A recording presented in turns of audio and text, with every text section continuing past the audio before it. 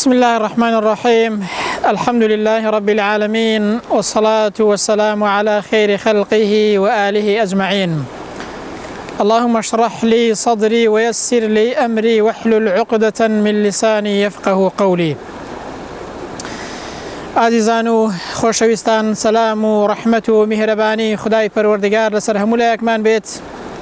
خوای پەروەردگار بە ڕەحم و بەزەی خۆی بمانگێڕێ لە بەندە ڕاستەقینەکانی خۆی. ئەوڕۆ بە کورتی دەڵێن ڕەمەزان مانگی قورئانی پیرۆزە. خوای پەروەردگار دەفەرمێت شهر رمضان الذي أنزل فيه القرآن. ئەو مانگە ڕەمەزانە پیرۆزەی کە خوای پەروەردگار قورئانی تێدا دابەزاندووە بۆ سەرزەوی. ئەنجا هودە للناس، ئەو قورئانە ڕێنمونی خەڵک دەکات، هیدایەتی خەڵک دەدات، خەڵک بەرەو ڕێگایەکی ڕاست دەبات، مایەی هیدایەتی خەڵکە. وبينات من الهدى والفرقان، وهروها ڕوونکەرەوەیە بۆ ڕێنمونی خەڵک، و هەروەها بۆ فورقان، بۆ ئەوەی کە ئینسان جیاوازی لە نێوان خراپە و چاکەدا بکات بەهۆی ئەو قورئانە پیرۆزەیەوە. دەی ئەو مانگە مانگی قورئانە و مانگی ڕووکردنە قورئانە. بۆچی؟ چونکە قورئان لەو مانگە پیرۆزەیەدا نازڵ بووە. ئیمامی مالیک سابت بووە لێیەوە کە دەفەرمێ لە کاتێکدا کە ڕەمەزان دەهات هەموو شتێکی دەپێچایەوە، وازی لە هەموو شتێک دەهێنا، تەنها ڕووی دەکردە قورئان. دەیفەرموو ئەو مانگە مانگی قورئانە، پێویستە ئینسان لەو مانگەیەدا تەنها ڕوو بکاتە قورئانی پیرۆز. حەمزەی کوڕی حەبیب دەفەرمێت لە ڕەمەزانێدا ئەوەندە تووشی ئەوەندە تەماشای قورئانی دەکرد، ئەوەندە سەرنجی قورئانی دەدا و قورئانی دەخوێندەوە، دەفەرمێت تاوەکو خەریک بوو چاوەکانی لەدەست دەدات. هێندە خۆی خەریک دەکرد بە قورئانەوە، بە قورئان خوێندنەوە، لە خزمەتی قورئاندا بوون، هەتا وەکو وای لێ دەهات خەریک بوو چاوەکانی لەدەست بدات بەهۆی زۆر تەماشاکردنی قورئان. ئەبوبەکری کوڕی عەیاش لە کاتێکدا کە لە سەرمەرگدا بوو، دەفەرمێت خوشکەکەی بۆی گریا و پەرۆشی بوو، فەرمووی بۆم مەگری، تەماشای ئەو گۆشەی ماڵەوەمان کە 18,000 جار لەو ماڵەیەدا لە گۆشەی ئەو ماڵەیە قورئانی پیرۆزم ختم کردووە،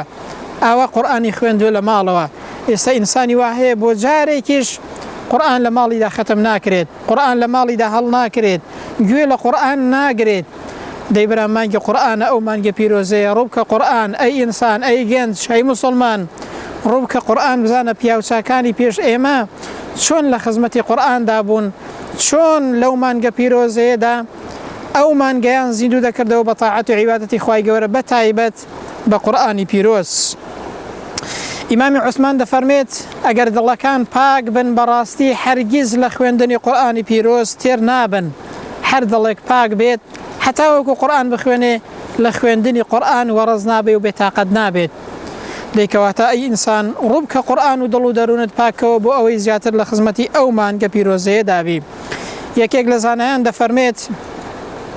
تەماشامان کرد هەرچی مەوعیزە و ئامۆژگاری هەیە، هیچ شتێک بەقەد قورئان دڵ و دەروونی ئینسان نەرم ناکات. هیچ شتێک سوودی بەقەد قورئان نییە. ئەگەر دەتەوێت دڵ و دەروونت پاک بێتەوە، ئەگەر دەتەوێت دڵ و دەروونت ئارام بێت، ئەگەر دەتەوێت ژیانێکی ئاسوودەت هەبێت، ئەگەر دەتەوێت لە خوای پەروەردگار وەنیزێکەوی، تەماشای قورئان کە هەر کەسێک لە خزمەتی قورئاندا بێ، قورئانی خۆش بوێت، خوای پەروەردگاریش ئەو جۆرە کەسەی خۆش دەوێت، ئەوانەی خۆش دەوێن. پێغەمبەر صلی الله علیه وسلم لە فەرمایشتێکدا دەفەرمێت ئین لله ئەهلین من الناس. خوای پەروەردگار کەسانێکی تایبەتی هەنە لە خەڵک کە ئینسان تایبەتن بە خودای پەروەردگارەوە، ئەولیای خوای پەروەردگارن، پیاوی تایبەتی خوان، ڕوویان لە خوای گەورەیە. گوتیان ئەی پێغەمبەری خوای صلی الله علیه وسلم، ئەو کەسە تایبەتانە کە ئەولیای خۆشەویستی خودای پەروەردگارن، ئەوانە کێن؟ پێغەمبەر فەرمووی صلی الله علیه وسلم ئەهل القورئان، ئەو کەسانەی کە ئەهلی قورئانن، قورئان دەخوێنن، لە خزمەتی قورئاندان، بە فەرمایشتی قورئان دەجوڵێنەوە، گوێ لە قورئان دەگرن و بە گوێی قورئان دەکەن، ئەو کەسانە کەسی تایبەتی خودای پەروەردگارن، کەسی خۆشەویستی تایبەتی خودای پەروەردگارن. خوا بنگێڕی لەو جۆرە کەسانە. ئەبی زەڕی غیفاری دەگەڕێتەوە، دەفەرمێ گوتم ئەی پێغەمبەری خوای صلی الله علیه وسلم ئامۆژگاریم کە پێغەمبەر فەرمووی عەلەیکە بتەقوى الله ئامۆژگاریت دەکەم بەوەی کە تەقوادار بە و پارێز بکە لە سنوورەکانی خوای پەروەردگار ئامۆژگاریت دەکەم بە تەقواداری چونکە سەری هەموو شتێک بریتیە لە تەقواداری دەفەرمێ گوتمەی پێغەمبەری خوای صلی الله علیه وسلم زیاتر ئامۆژگاریم کە پێغەمبەر فەرمووی صلی الله علیه وسلم عەلەیکە بتیلاوة القورآن ئامۆژگاری ئەو هاوڵەی کرد کە ئەو ئامۆژگاریە بۆ ئێمەشە بۆ هەر مسلمانێکی شەکە خۆی بە ئومەتی ئەو پێغەمبەرە دەزانێ صلی الله علیه وسلم فەرمووی ئامۆژگاریت دەکەم بە خوێندنی قورئان بۆچی چونکە ئەو قورئانە لە دنیادا نور و ڕووناکیە بۆت لە ڕۆژی قیامەتیشدا لە لای خوای پەروەردگار زاد و زەخیرەیە بۆت لە دنیادا ڕووناکیە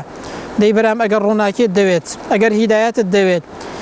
ئەگەر خۆشەویستی خدای پەروەردگارت دەوێت ڕوو بکە قورئان پێغەمبەر صلی الله علیه وسلم بەو شێوازەیە ئامۆژگاریمان دەکات لە فەرمایشتێکی دیکەدا دەفەرمێت القورآن شافع مشفع قورئان تکاکارێکی تکاوەرگیراوە وماحل مصدق و هەروەها تکاکارێک و داکۆکی کارێکی بەڕازدانراوە لە ڕۆژی قیامەتێدا شەفاعەتت بۆ دەکات مناقەشەت لەسەر دەکات ئەی ئینسان ئەوەت ناوێت ئەو فەزڵ و گەورەیە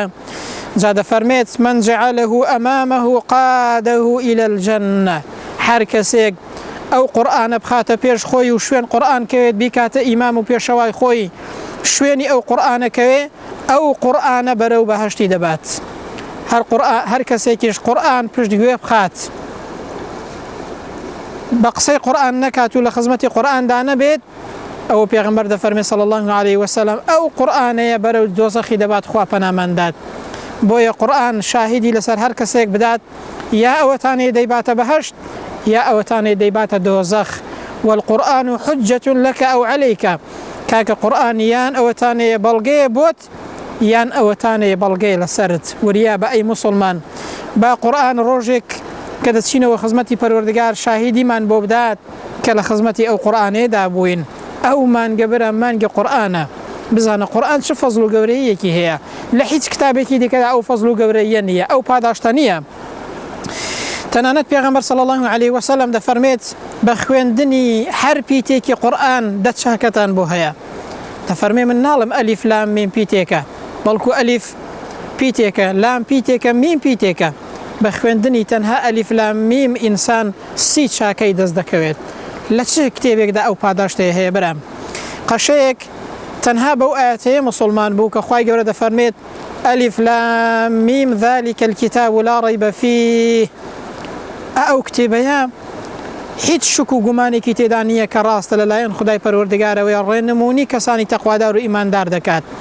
دەفەرمێ کاتێک کە ئەو ئاەتەم گوێ لێ بوو یەکسەر بۆ هۆی هیدایەت و مسلمان بوونم بۆچی دەفەرمێ هەر کتێبێک کە دەیخوێنیەوە لە سەرەتایەکەیدا نووسەرەکە دەڵێ داوای لێبوردنم هەیە لە هەڵەکانی لەوەی کە کەم و کوڕیەیەکی تێدایە بەڵام قورئان کاتێک کە دەیخوێنیەوە یەکەم وشەی ئەوەیە کە ذلك الكتاب لا ريب فيه لە سوورەتی بەقەرە لە دوای سوورەتی الفاتحة کاتێک کە دەگەیە سوورەتی بەقەرە لە سەرەتایەکەیدا ئەوەیە ئەو کتێبە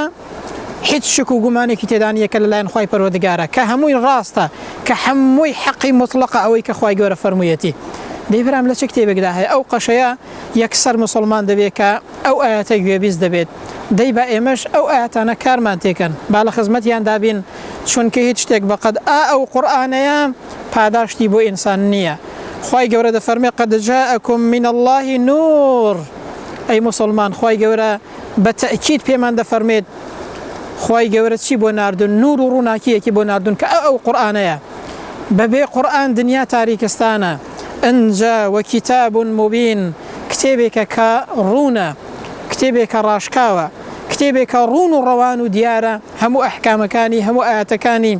هەموو ئەوەی کە تێدایە ڕوون و ڕێک و پێک و تەواوە هیچ گومانێکی تێدا نییە دەی چ کتێبێک ئەو پاداشتەی بۆ ئینسان هەیە هذا بصائر للناس ئەو قورئانە مای بەرچاوڕوونیە لەو دنیادا ئەگەر بەرچاوڕوونیت دەوێت هیدایەتت دەوێت ئەوە خوا دەفەرمێ ئەو قورئانە مای بەرچاوڕوونیە بۆتان ئەی مسلمانان ئەی خەڵکینە خوای گەورە بۆی ناردون وهودەن ئەو قورئانە مای ڕێنمونیە بۆتان وەڕەحمە مایە ڕەحمەت و بەزەی خدای پەروەردگارە وەختێ قورئان دەخوێنی لە خزمەتی قورئان دای بەزەیی خدای پەروەردگار و ڕەحمەتی خدای پەروەردگار ڕوت تێ دەکات. ئایا ڕەحمەتت ناوێت مسلمان ئەی گەنج کاتی ئەوە نییە کە لە خزمەتی قورئان دابی واز لە هەر شتێکی دیکەی حرام بێنیت کاتت بە فێڕۆ نەدەی خی گەورە دەفەرمێ نور هودەن ڕەحمەت لە چ کتێبێک و لە چ نووسراوێکدا ئەوە هەیە ئەنجا ڕەحمەتە بۆ کێ لقەوم یؤمنون بۆ کەسانێک بۆ گەلێک کە ئیمانی پێبێنن و هەروەها لە خزمەتی دابن. حەسەنی بەسڕی دەفەرمێ لە سێ شتدا بۆ شیرنایەتی ئیمان بگەڕێ. یەکەمیان لە ناو نوێژدا ئەگەر شیرنایەتی و تام و لەزەتت لە نوێژ و لە عیبادەت کرد ئەوە بزانە خی گەورە دەروی خێری لێ کردوویەوە. دووهەمیان لە زیکر و یادی خدای پەروەردگار، سێهەمیان لە قورئان خوێندندا. ئەگەر لەو سێشتانە تام و لەزەتت بینی شیرنایەتی ئیمانت هەست پێ کرد ئەوە بزانە دەرگای هیدایەتی خی پەروەردگارت بەڕوودا کراوەتەوە. ئەگەریش لەو سێشتانەدا هەست بە شیرنایەتی ئیمان نەکەی ئەوە بزانە ئەی ئینسان دەرگای هیدایەتی خدای گەورە لەسەر داخراوە خوا پەنامەندات. لەو سێشتەیەدا دەفەرمێ بۆ شیرنایەتی ئیمان بگەڕێ کە یەکێک لەوانە قورئانە. ئەبوو موسای ئەشعەری دەفەرمێت ئەو قورئانە مایەی پاداشتە بۆ ئینسان، مایەی نور و ڕووناکیە بۆ ئینسان. ئەو قورئانە لە دنیادا ڕێنمونیت دەکات، پاداشت زۆر دەبێت لە دنیادا بەرەو چاکە دەتبات، ڕەحمەتی خدای پەروەردگارە. دەفەرمێ هەر کەسێک شوێنی قورئان کەوێت ئەو قورئانە دەیبا بۆ ناو باخچەکانی بەهەشت خوا بمانگەڕی لەو کەسانە. هەر کەسێکیش قورئان شوێنی خۆی خات، قورئان پشتگوێ بخات ئەوە دەفەرمێ ئەو قورئانە بەرەو دۆزەخی دەبات خوا پەنامەندات. هەر کەسێک شوێنی قورئان کەوێت ئیمام و پێشەوای ئەو قورئانە بێت ئەو قورئانەیە بەرەو بەهەشتی خدای پەروەردگار دەیبات. پێغەمبەر صلی الله عليه وسلم دەفەرمێت لا تجعلوا بيوتكم مقابر. کاکە ماڵەکانتان وەکو گۆڕستان لێ مەکەن. گۆڕستان هیچی تێدا ناخوێنرێت، هیچی لێ نییە، قورئانی لێ ناخوێنرێت، وەکو ئەوەی لێ مەکەن. دەفەرمێ هەر ماڵێک سوورەتی بەقەڕەی تێدا بخوێندرێت شەیتان لێ ڕادەکات. هەر ماڵێک قورئانی تێدا بخوێندرێت مەلائیکەت ڕووی تێدەکات، شەیتان ڕادەکات. دەی ئایا ناتەوێ مەلائیکەت ڕوود لە ماڵکات، ڕەحمەت ڕوود لە ماڵکات ئەی موسڵمان، شەیتان بڕوا لە ماڵت دەی وەرە قورئان بخوێنە ئەی گەنج ڕوو لە قورئان کە برام مایە ڕەحمەت و هیدایەتی خوای گەورەیە، مای بەزەی خدای پەروەردگارە، دەی بەزەی خوای گەورە و ڕەحمەتی خوای گەورە ڕوود تێدەکات بەهۆی قورئانەوە. ئیبن سیرین دەفەرمێت هەر ماڵێک قورئانی لێ بخوێندرێت ئەو ماڵەیە مەلائیکەت ڕووی تێدەکات و شەیتان لێ ڕادەکات. و هەر ماڵێک قورئانی لێ بخوێندرێت بەرەکەتی خوای گەورە ڕووی تێدەکات، ڕزق و ڕۆزی ڕووی تێدەکات. بەڵام بە پێچەوانەوە هەر ماڵێک خاڵی بێ لە قورئان لە زیاتی مەلایکەتەکان شەیتانەکان ڕووی تێدەکەن، دەبێتە جێگای شەیتانەکان خوا پەناماندات. ئیبن عەباس دەفەرمێت خوای پەروەردگار کەفالەتی هەر کەسێکی کردووە کە دەست بەو قورئانەیەوە بگرێت ڕوو بکاتە ئەو قورئانە کەفالەتی کردووە کە نە لە دنیادا گومڕا دەبێت نە لە قیامەتیشدا تووشی شقاوەت و ناڕەحەتی دەبێت، تووشی بەدبەختی دەبێت. خوای گەورە دەفەرمێت ومن أعرض عن ذكري فإن له معيشة ضنكا. هەر کەسێک ڕوو لە زیکر و یادی من وەربگێڕێت کە یەکێک لە زیکرەکان قورئانی پیرۆزە، تووشی ژیانێکی پڕتەنگ و چەڵەمە دەبێت، تووشی ژیانێکی ناخۆش و ناهەموار دەبێت، تووشی دڵتوندبوون دەبێت کە ئەوڕۆ دڵتوندبوون گەلێک زۆرە لە ناوماندا. هەر کەسێک ڕوو لە قورئان وەرگێڕێت، ڕوو لە زیکر و یادی خوای گەورە وەرگێڕێت، یەکێک لە سزاکانی ئەوەیە کە تووشی ناڕەحەتی و ژیانێکی پڕتەنگ و چەڵەمە دەبێت، تووشی ناخۆشی و ناڕەحەتی دەبێت.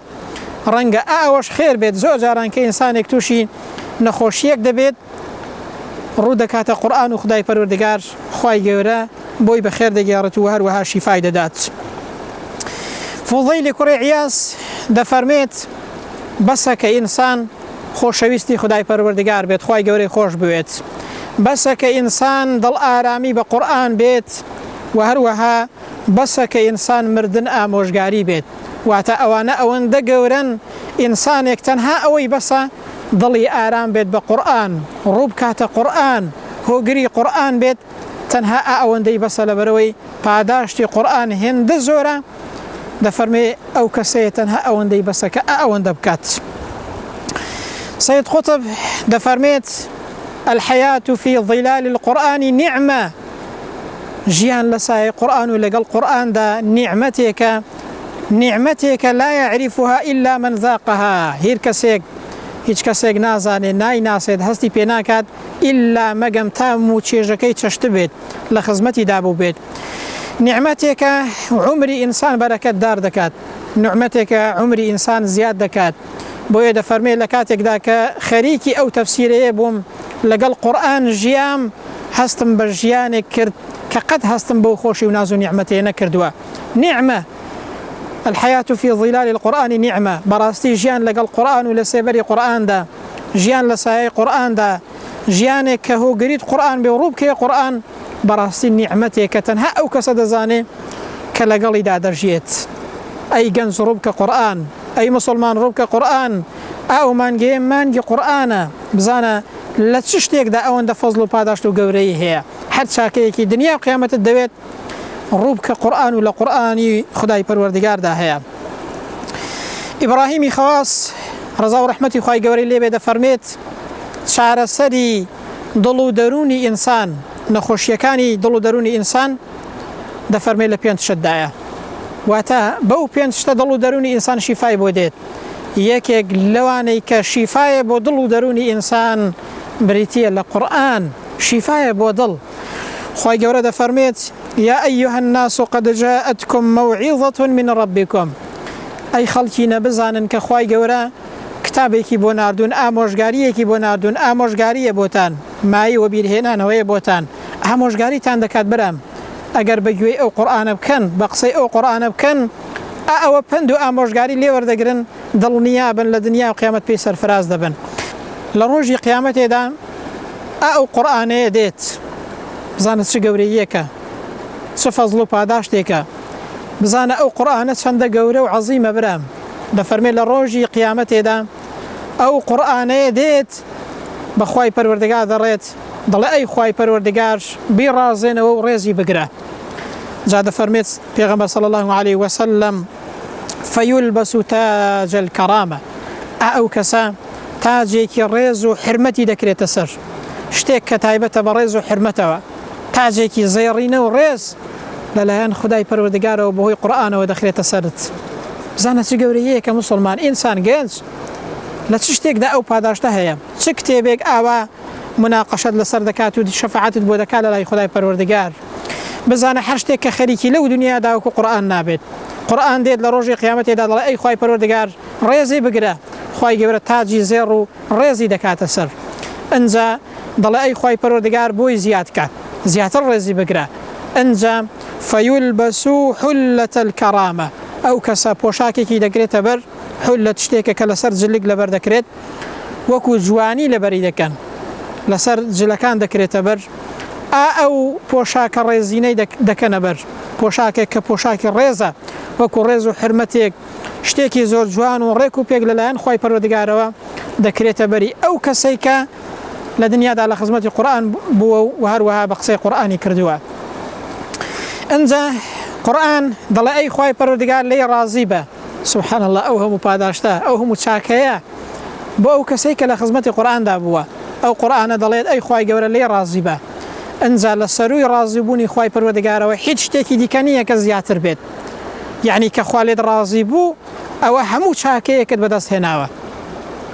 ئامانجی ئینسانی مسلمانیش لەو دنیادا ئەوەیە کە خوای گەورەی لێ ڕازی بێت دەفەرمێ ئەو جار خوای پەروەردگار لەو کەسە ڕازی دەبێت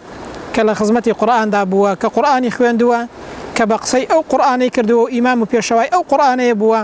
خوای گەورە بە قسەی ئەو قورئانە لەو کەسە خۆش دەبێت و هەروەها لێ ڕازی دەبێت دەی بەرام چه فەزڵ و پاداشتێک لەوە گەورەتر هەیە پێغەمبەر صلی الله عليه وسلم لە فەرمایشتێکدا دەفەرمێت الصيام والقرآن يشفعان للعبد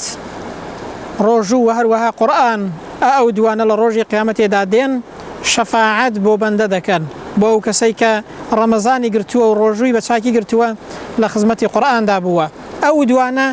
لە ڕۆژی قیامەتێدا دێن شەفاعەت بۆ خاوەنەکەیان دەکەن دەفەرمێت ڕۆژوو دێت دەڵێ ئەی خوای پەروەردگار ئەمن خواردن و خواردنەوەم لەو کەسە حەرام کردبوو بە ڕۆژ وام کردبوو کە بەهۆی منەوە خواردن و خواردنەوەی نەدەخوات لە ڕۆژێدا ئەی خوای گەورە لێی خۆش بە زاخوای پەروەردگار شەفاعەتی ئەو ڕۆژوە قبول دەکات بۆ ئەو کەسەیە قورئانیش دێت دەفەرمێ ئەی خوای پەروەردگار ئەمن خەوم لەو کەسە لە شەوێدا حرام کردبوو هەر خەریکی خوێندنی من بوو ئەی خدای پەروەردگار لێی خۆش بە ئەو دوانە شەفاعەتت بۆ دەکەن لە ڕۆژی قیامەتێدا کەواتە ئەی ئینسان ئەی ڕۆژوەوان یەکەم ڕۆژوو بگران بە تەواوەتی دووهەمینیان لە خزمەتی قورئاندا بە چونکە قورئان لە ڕۆژی قیامەتێدا شەفاعەت بۆ خاوەنەکەی دەکات وەکو پێغەمبەر دەفەرمێ صلی الله عليه وسلم اقرأوا القرآن قورئان بخوێنە ئەی ئینسان ئەی مسلمان ئەی گەنج لە خزمەتی قورئاندا بە با لە موبایلەکەتدا لە جیاتی هەر شتێکی دیکە قورئان هەبێت برام چونکە پێغەمبەر دەفەرمێت لە ڕۆژی قیامەتێدا قورئان دێ شەفاعەت بۆ خاوەنەکەی دەکات هەر کەسێک لە خزمەتی ئەو قورئانەیدا بێت قورئان لە ڕۆژی قیامەتێدا شەفاعەتی بۆ دەکات و شاهدی چاکەی بۆ دەدات هەر کەسێکیش ئەو قورئانەش شەفاعەتی بۆ بکات بەڕاستی خدای پەروەردگار شەفاعەتی وەردەگرێت و خوای گەورە لێی خۆش دەبێت خوای پەروەردگار بە لوتف و کەڕەمی خۆی بمانگەڕێ لەو کەسانەی کە دەتوانن بەتایبەت لە ڕەمەزاندا لە خزمەتی ئەو قورئانە پیرۆزەدا بن ئەو قورئانە ئیمام و پێشەوایان بێت